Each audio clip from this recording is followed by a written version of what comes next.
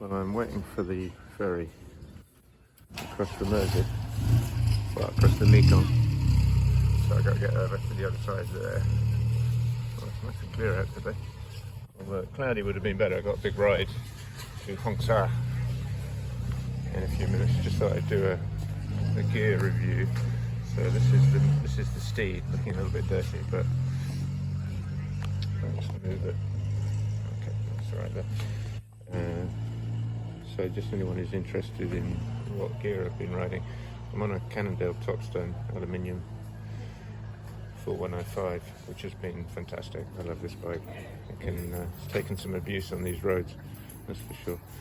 Running Gravel King Panaracer Slick 38mm. Now, I like these tyres. Performance-wise, they're good. They're fast on the road. Even though they're slick, they're pretty good off-road as well. But they're not very durable. They do get quite a lot of little punches, all of which are self-sealed with the tubeless. But I think in future I'd go for, I'm going to step up to the SS and the Plus version, which is a lot thicker, a bit slower, but a lot thicker walls, better punch protection. Yeah, so that's the tubeless.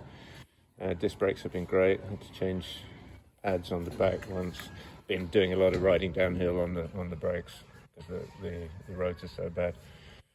And then backpack, I've got this. This is a Top Peak backloader, I think it's called. It's the big one. It wasn't super expensive, about 60 quid, and it's fantastic.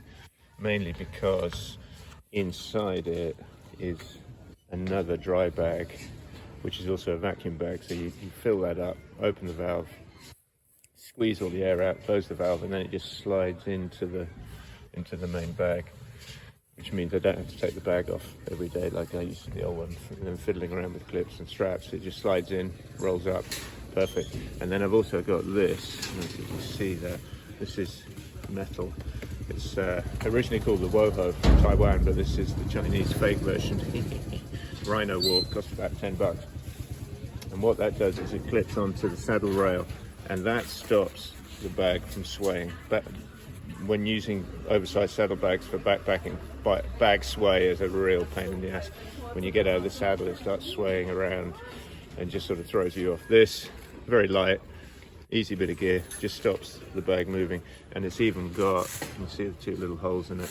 I can even put the bottle cages on there if I wanted to use the whole frame for another bag. But I have got a small frame bag, which at present just has my pump, tools, spare tube for emergencies, and 2 coconut pancakes in. And then a little top tube bag just with a few more snacks, because I've got a feeling there won't be many places to eat today. Charger for if I need more power for this tremendous bit of gear, and my phone. This is a Hammerhead Karoo 2, which has been fantastic for routing, for riding, following routes. It is good. It's good at pretty much everything.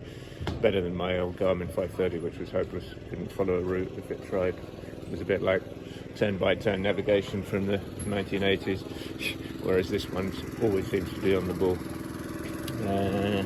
Anyway, that's the gear. So, would I change anything? Yeah, I'll change those tyres.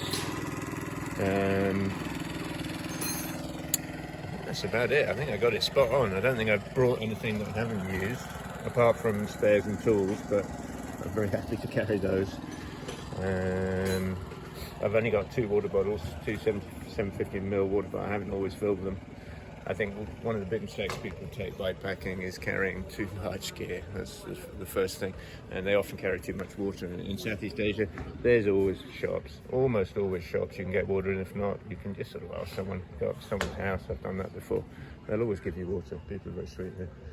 And food, there's pretty much always food. As I said, today I'm bringing a bit extra.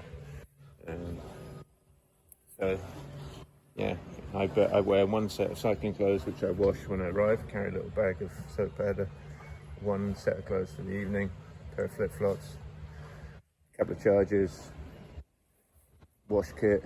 I mean, that is pretty much it.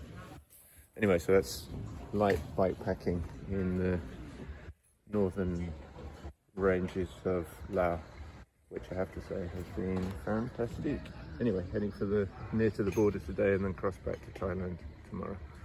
Me out. Okay, I've got one last thing off that gear video, so this is like a little addendum. I'm now back in Thailand, but what I didn't mention was weight. So just for those interested, bike is about 10 kilos. I weighed it without water, but with all my kit on, and it was 14. So that's only 4 kilos more. For me, that's not a big deal, and you sort of hardly notice it. Although I'll do a big ride up the mountain tomorrow, and I'll enjoy not having the gear. But I know some people go even more super light here by sending stuff ahead using buses or couriers and stuff, which is cheap here. But I've seen it done, and to be honest, it's a faff. It's good when it works, but then sometimes things don't always turn up, or I just like having my gear with me. You never quite know what's going to happen. Something goes awry, you'll end up going in one direction, your bag's going in the other.